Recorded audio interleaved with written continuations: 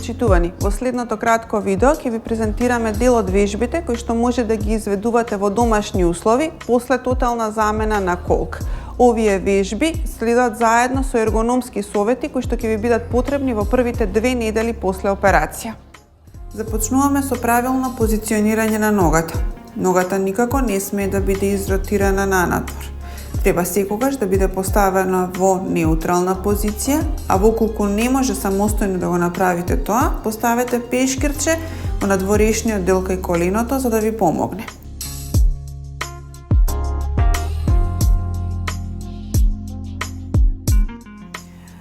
Неколку пати во текот на денот по 20 на минути треба да ставате ладни облоги на ногата. Започнуваме со вежбите. Првата вежба е вежба на пумпање со стопалото со исправена нога. Го повлекувате стопалото накај вас и буткате на надвор. Вежбата ја повторувате 10 до 15 пати и ја правите на секој час. Со ова овозможувате да се намали отокот во целата нога. Следната вежба е за раздвижување на колкот и коленото. Со лизгање на петата ја виткате ногата во колкот и во коленото до граница на болка. Правите 10 повторувања 3 пати во текот на денот. Следната вежба е стегање на глутеалната мускулатура. Двете стопала ги повлекувате накај вас, ја стегате глутеалната мускулатура и целиот дел околу карличниот дел и задникот, задржувате 5 секунди и пуштате.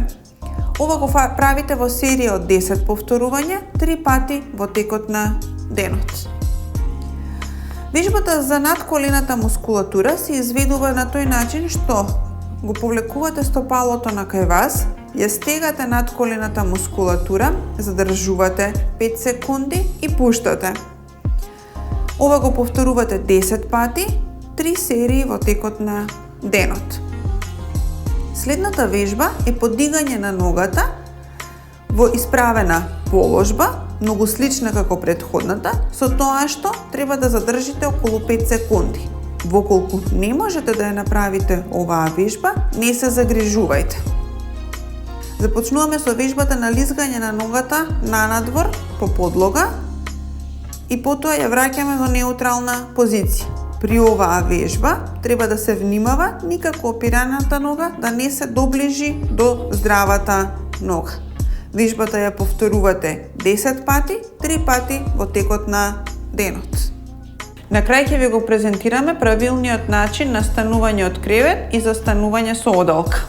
Секогаш се станува на здравата страна, со тоа што оперираната нога треба да е исправена во колки во колено се до моментот на седнување. Седнувате на работ од креветот и така останувате 20 на секунди се додека не се стабилизирате. Го повлекувате одалото накај вас, ги ставате рацете и целата тежина ја префрлате на рацете и на здравата нога.